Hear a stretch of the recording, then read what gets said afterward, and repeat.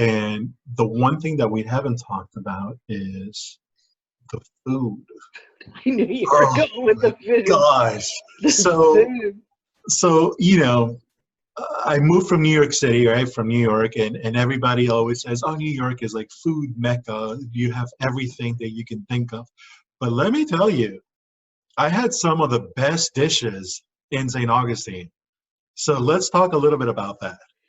So, you know, it's really interesting because we have an ocean full of fish in our front yard, and we have this incredible rural farming community in our backyard. So there's fresh everything. And the restaurants here really take advantage of it. I think when you have a beautiful place like this, you have a tendency to attract people with great skills and appreciation. The chefs that we have here are spectacular. The restaurants are amazing. There are some of them, I'll name a couple and some of the experiences that you can have. So there's one restaurant in particular I really love. It's called Catch 27, and it's a seafood restaurant, of course, catch, and everything is fresh. And 27, Florida is the 27th state, so it's all Florida fish. But guarantee that fish on your plate was in the water less than 27 hours ago. So it's all very fresh. And they come up with some very creative and unique dishes there. One of my favorite things, I love the first thing I walk in the door. Oh, I miss dining there. Um, I walk in the door, and the first thing they know I'm coming in. My favorite thing to offer is they have these deviled eggs. So it comes with a platter with deviled eggs, and it is on a tomato bacon jam, but it's topped with a fried oyster. Oh, wow. They are incredible, incredibly delicious. You know, of course, in there, fresh fish on everything. Their fish and grits is really great. Another favorite restaurant is the Floridian, and the Floridian is a true sense of the word farm to table. They have had it going on with the farm to table from the get go. They've been open for 12 12 years, 10 or 12 years now. And they're Floridians, and the food is very Floridian. Um, from the craft cocktails, it's everything is fresh, fresh, fresh. They utilize um, the craft spirits from our local distillery, the St. Augustine distillery, that makes vodka, gin, rum, and bourbon. And so they feature those at their bar. But they're they have the best salads and dishes, and again, fresh food. One of my favorite things there, again, another appetizer. Not something I would ever have ordered in my life. And Chef Jeannie, she insisted that I try it one night, and it's biscuits and belly.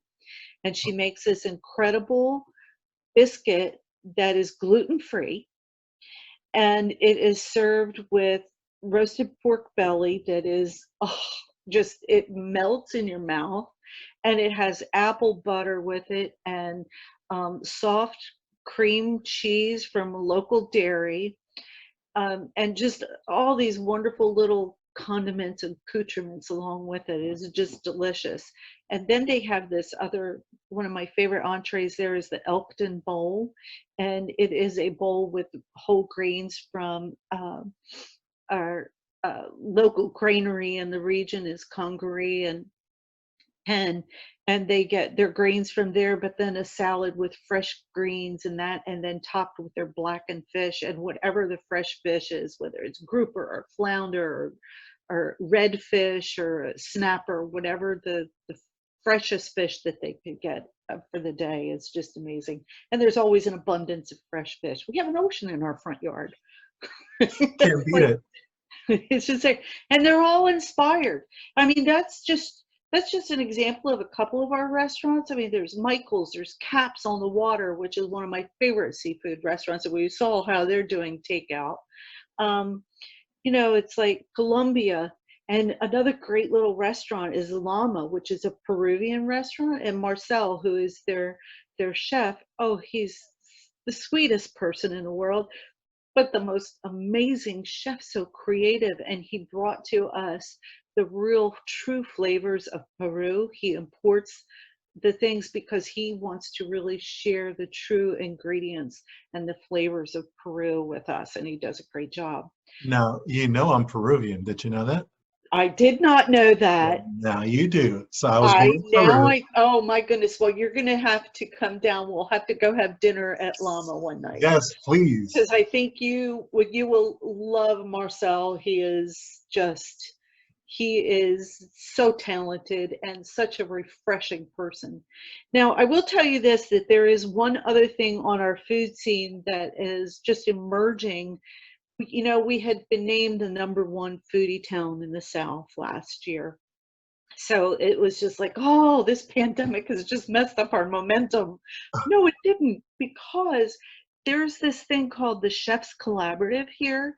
And there's a gentleman, Nick Carrera, and his wife, Christy. They make the asado grills, and they have a manufacturing site on Riberia Street in St. Augustine, and they make these wonderful Argentine grills, and they have collaborated with chefs that started using these grills, that they come in, and in normal times they were doing a Sunday asado once a month, that they would have different chefs come in, collaborate, we're cooking this food, you buy a ticket, you come eat.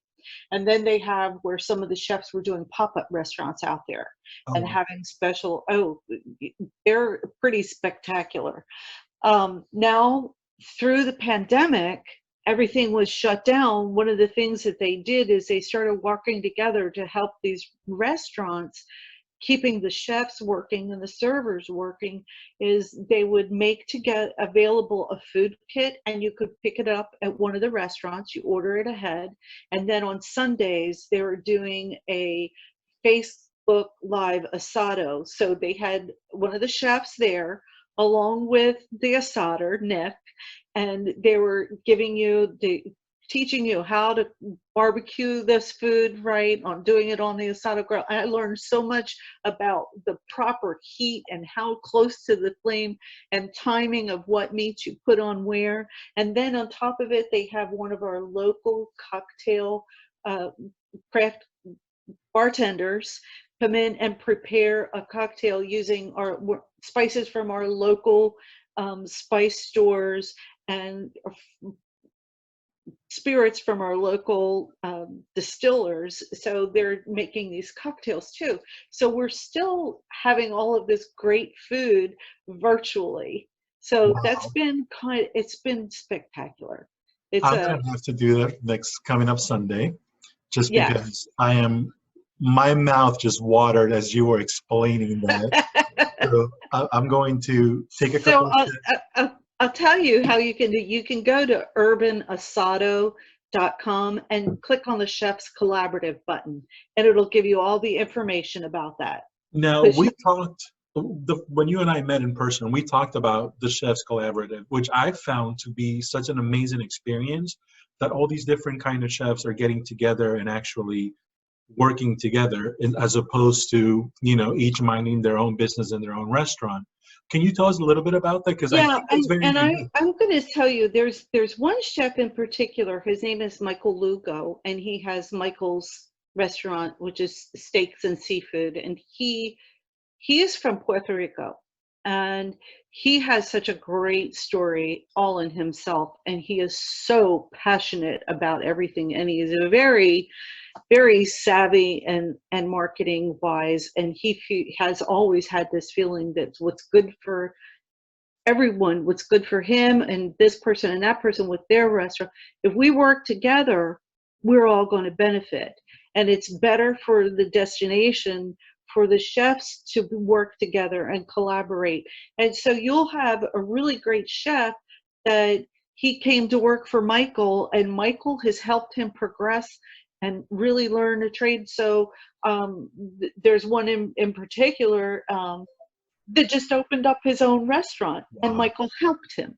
So they've helped each other. And then if they see another restaurant in the community that's really struggling, they'll get together and they'll go, how can we help you? What do you need help with? And how can we help you do better? Through this particularly with the Chefs Collaborative and with the Urban Asado, it's keeping some of them working. And they're really relying. So Michael will sell the meat products, but if you have another chef that'll be there, or someone else will have the meat products for the kit for the asado, and Michael will be. So they're working together, even still through this pandemic. But this is the spirit that they have here all the time. That's amazing. I love that. And they're great chefs, and they're all so creative. I'm mouth watering. Seriously, I'm like ready to eat right now at this point. But I'm going to ask you one last question before we go off to eat, and that is, if you could just kind of, look into your little bag of tricks and tell us if you know, or if you think what are some of the trends that we're going to see in the next few years after this whole pandemic is over and all that. Yeah, so I think we're going to be seeing real slow. It's fortunate for us for our destination because of the kind of place that we are. You're going to see people that are going to want to just keep distances, and I think that that's going to be for a long time, even after they find a vaccine for the flu. But I think we're going to see new behaviors, because it happens once, it can happen. But I know the spirit of people, the people want to get back to traveling. They want to get out, but they're going to be looking for simplistic, easy, and comfortable outdoors, wide open space. They're not going to want to travel so hard. The number of people that have been stranded in places, I had friends that were stuck in, India. I had one friend stuck in North Africa, and it took a long time to get home.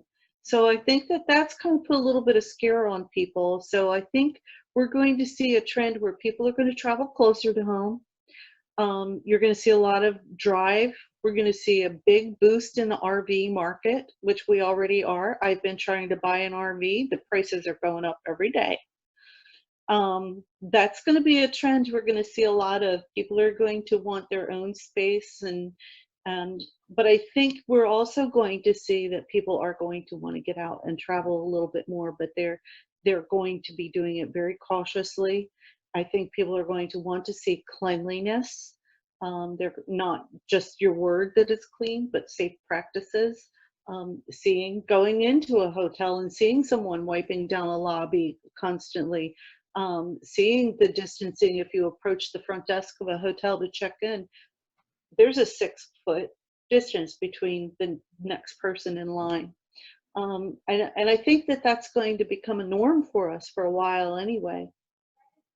Well, Barbara, thank you so much for your time. I do appreciate you being our guest in Virtual Connections. Is there one last thing you want to tell us, whether it's about St. Augustine or about yourself, or just any tip for the future? Just about life. I just hope that people really have a great appreciation and love one another.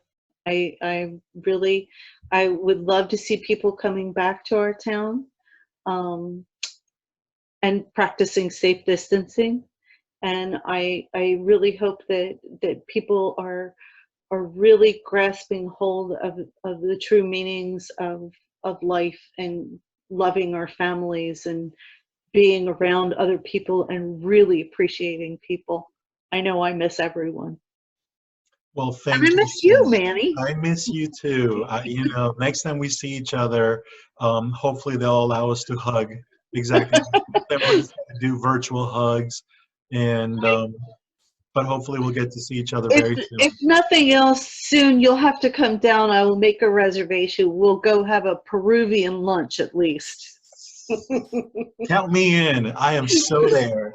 Manny, thank you for having me. Pleasure. I really appreciate it. It's wonderful to see you. Likewise. Take care. Bye.